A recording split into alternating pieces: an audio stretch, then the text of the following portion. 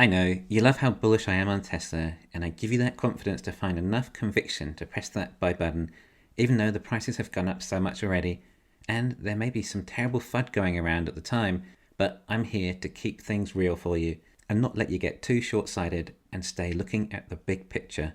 I like going over the fundamentals, the numbers, and the potential possibilities with this company and in the industry. I like to explore possibilities of what this company can do, and even as big as some of the numbers are that come up, no one stops me and says, that's simply impossible. I'm sure we've all been wrong about Tesla already and underestimated them.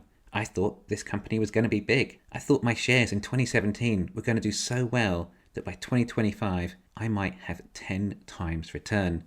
That is a good return, and thought it was worth holding on to these shares and accumulating more. I did not, however, think that in less than half that time I would have generated around 20 times return. I was incredibly bullish at the time, arguably delusional, but Tesla doubled my expectations in under half that period. They took us all by surprise and shocked the entire auto industry. How do we know they aren't going to do that again? Also, do we perhaps wonder that Elon knew this would happen and expected it, but kept quiet about it, as to not get too much attention from other major industry forces? So I explore various facets of how this might again occur, and how we might be in for another shock again, perhaps another 10x in another 5 years for all we know. It's happened before, it could happen again. As Tesla investors, we're becoming more prepared for endless possibilities. By 2026, I have run various scenario cases that Tesla could be at 10 million units a year, with significantly higher profits than today.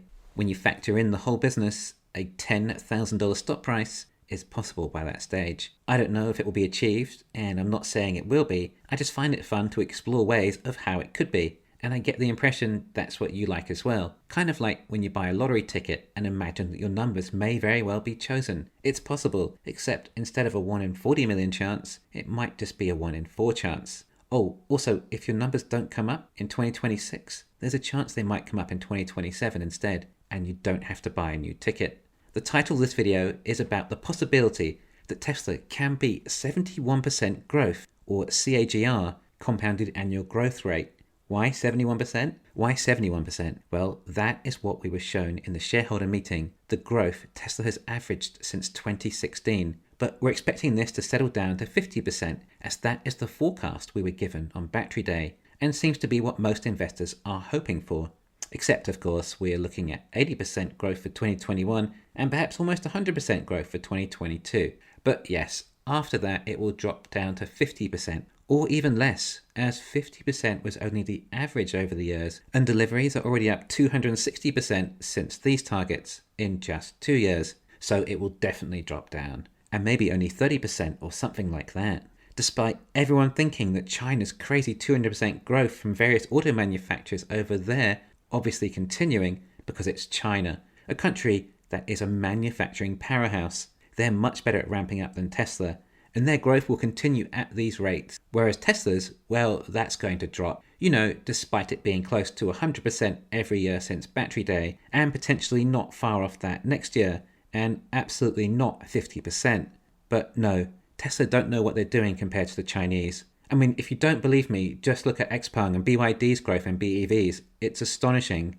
And as they increase in more production units, who knows, maybe their percentage growth might increase even more, unlike Tesla, who don't really have the hang of this whole EV game compared to the Chinese, who really know what they're doing. And look how quickly too. Alright, that's enough. So what am I talking about? Well, to put it succinctly, Tesla have achieved 71% CAGR over the last 5 years. That is beyond impressive. And of course next year this number will likely be even higher, assuming they can produce over 1.5 million vehicles next year. 1.5 million being about 71% growth on top of 900,000 estimated for this year. But this growth was when Tesla relied on third parties to ramp up their battery production, with their batteries that do not have dry battery electrodes, nor tabless design. So the consensus is that Tesla's rate of production growth will halve once Tesla introduce their own absolutely revolutionary batteries for in-house production.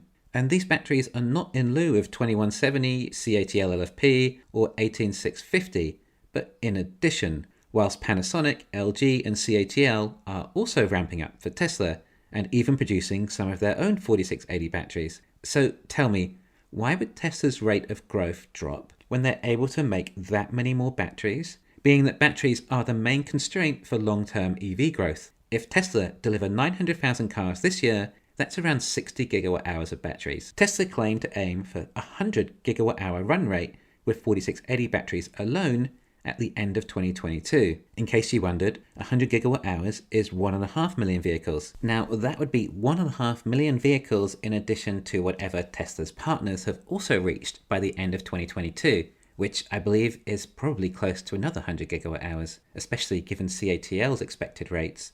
These 4680 batteries will be for vehicles only, not energy. They are too precious to be used in battery storage. Now, this 200 gigawatt hours a year is not 2023's battery production estimate. This is the run rate of batteries at the start of 2023, or i.e. the end of 2022, which might not be far off 3 million vehicles a year already.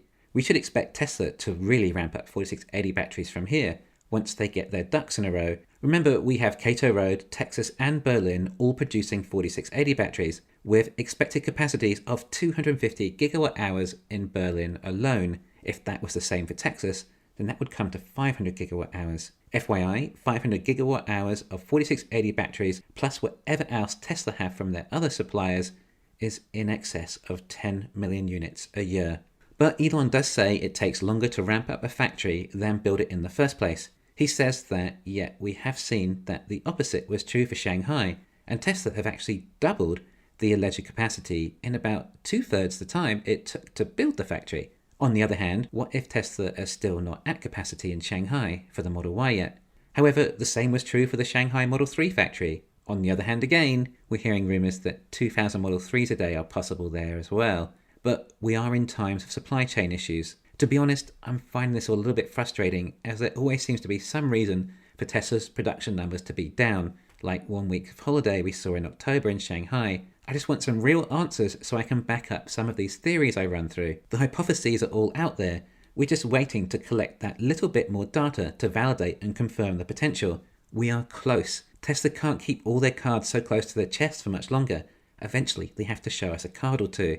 And when they do, then what? Buy tons more Leap? Well, I suppose I could, even though I won't be able to afford to exercise them. I suppose there's nothing wrong with a 500% return still. And if I buy 2 or 3, I could sell some and have enough to exercise one perhaps. If Tesla maintained their 70% growth, then 2025 would likely be 9 million units, and 2026 up to 15 million. But even when we hit around 5 million units a year, and even at just 50% growth rates, the numbers start to get really big very quickly. You just need to keep holding or accumulating until then. Like I say, I don't have a crystal ball, but we all know this company is going to do well, and at least I can keep us entertained in the meantime before something breaks out and we all become incredibly wealthy and the world becomes cleaner. And as always, these numbers are indicative only. You saw how I reached these projections, and you can make up your own mind as to how likely they are. I'm merely presenting possibilities of potential, as that is what motivates me.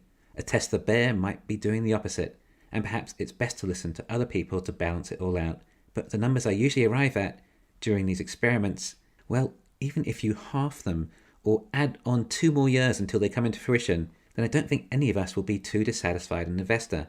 I know I'm not getting your hopes up too much, as it's too hard to believe anyway. Just like a vehicle that goes 0 to 60 under 2 seconds is too hard to believe, especially when it costs just over $100,000, or a rocket that can land itself like something straight out of science fiction.